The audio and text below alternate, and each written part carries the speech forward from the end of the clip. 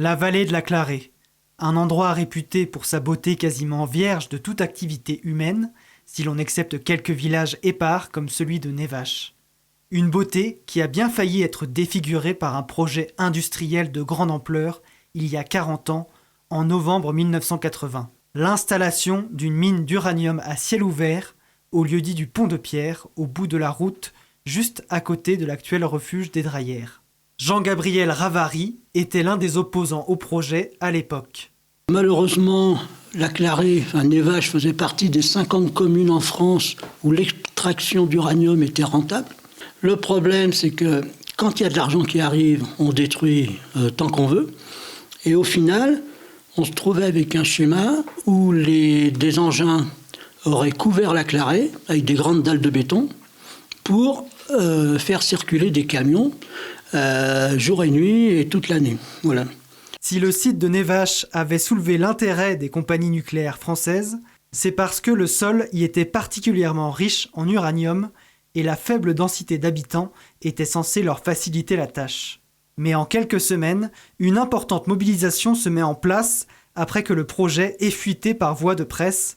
Des réunions publiques sont alors organisées avec les habitants. Les gars de chez Framatome et Minatome qui sont venus nous faire une réunion publique. Alors c'est des gens, ils sont rodés, les questions qu'on a posées, ils avaient déjà les réponses.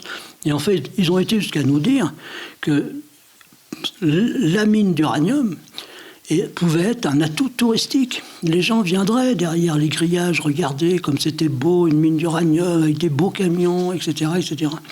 À Névache, le projet est rejeté par une majorité d'habitants, qu'ils soient originaires de la vallée ou résidents temporaires, lesquels usaient de tous les leviers pour faire pression sur les autorités.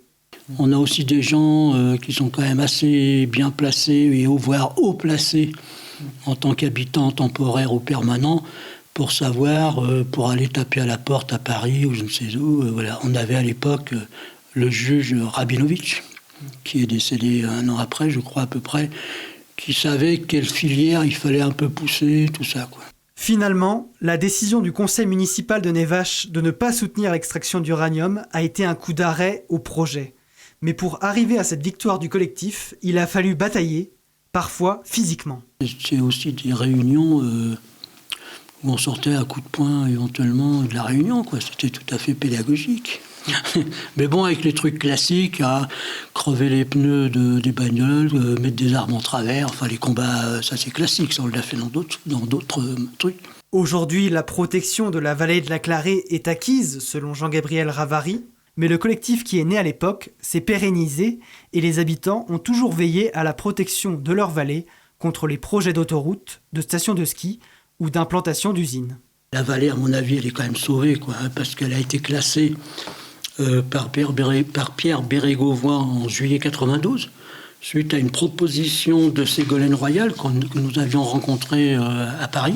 Elle nous a dit je vous propose de classer la vallée au titre de la loi du 3 mai 1930.